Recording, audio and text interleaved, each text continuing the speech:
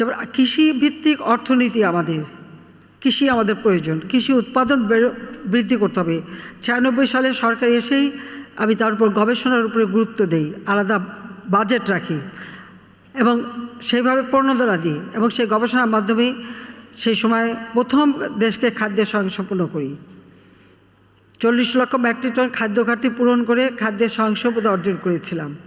2009 সরকার গঠন করে দেখি আবার 26 লক্ষ মেট্রিক টন খাদ্য ঘাটতি। এখানে নীতির ব্যাপারে কিন্তু একটা প্রশ্ন রয়েছে, কারণ যেই দিন আমি পার্লামেন্টে ঘোষণা দিয়েছিলাম যে আজকে থেকে বাংলাদেশ খাদ্যের স্বয়ংসম্পূর্ণ, তখন বিএনপি বিরোধী দলে খালেদা জিয়া বসেছিলেন, তার সাবেক অর্থমন্ত্রী সাইফুর রহমান সাহেব উঠে দাঁড়িয়ে বললেন, স্বয়ংসম্পূর্ণ হওয়া ভালো না, খাদ্যের স্বয়ংসম্পূর্ণ হলে খাদ্য সাহায্য পাওয়া যাবে না। আমি একথা শুনে আমি নিজে উঠলাম, উঠে বললাম, কারো কাছে ভিক্ষা করে বাংলাদেশের মানুষ চলবে না।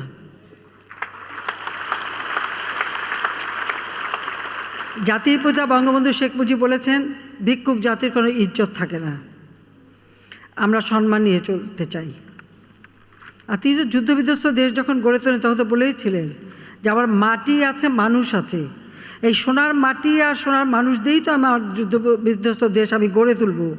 অনেক বিদেশি সংস্থা, অনেক সাংবাদিক এই প্রশ্নটা তাকে করত এবং তিনি সবসময় এই উত্তরই দিতেন। তা আমি বিশ্বাস করি যে মানুষের কর্মক্ষমতা, মানুষের উদ্যম, মানুষকে যদি আমরা কাজে লাগাতে পারি, তাই সোনার মানুষগুলিই তো উপযুক্ত হবে এবং আমাদের সোনার বাংলা গড়ে তুলবেন।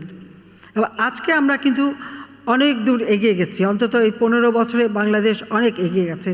তবে এই ক্ষেত্রে আমি মনে করি যে আমাদের এবং কৃষি যান্ত্রিকীকরণের কথাটাও কিন্তু জাতিপিতা বঙ্গবন্ধুই শুরু করেছেন এবং সেটাও তিনি বলেছেন। আমরা এখন সেই কৃষি যান্ত্রিকীকরণ করার সাথে সাথে আমরা খাদ্য উৎপাদন, আমাদের কৃষিজাত পণ্য যেগুলি আমাদের উৎপাদন করলে আমাদের অর্থনীতিতে কাজে লাগবে এবং তারই ভিত্তিতে শিল্পায়ন, এর পাশাপাশি যদি শিল্পায়ন না হয় তাহলে কর্মসংস্থান সৃষ্টি হবে না বা আমরা এগোতে পারবো না।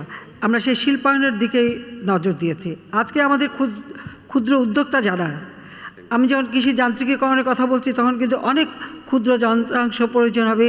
এই কৃষিকাজের জন্যই যে সমস্ত যন্ত্র ব্যবহার হবে তারই বিভিন্ন পার্টস, বিভিন্ন কিছু উৎপাদন করতে হয়। তাছাড়া দেশে বিদেশে যে সমস্ত জায়গায় নানা রকম শিল্প কলকারখানা গড়ে ওঠে তার ক্ষুদ্র যন্ত্রাংশ, সেগুলি কিন্তু বাজারি যন্ত্রাংশ, এগুলি কিন্তু প্রয়োজন হয়। আমাদের দেশে কিন্তু আমরা যদি ভালোভাবে ট্রেনিং দিই আমরা সেইগুলি তৈরি করতে পারি এবং পৃথিবীর বহু দেশে আমরা রপ্তানিও করতে পারি।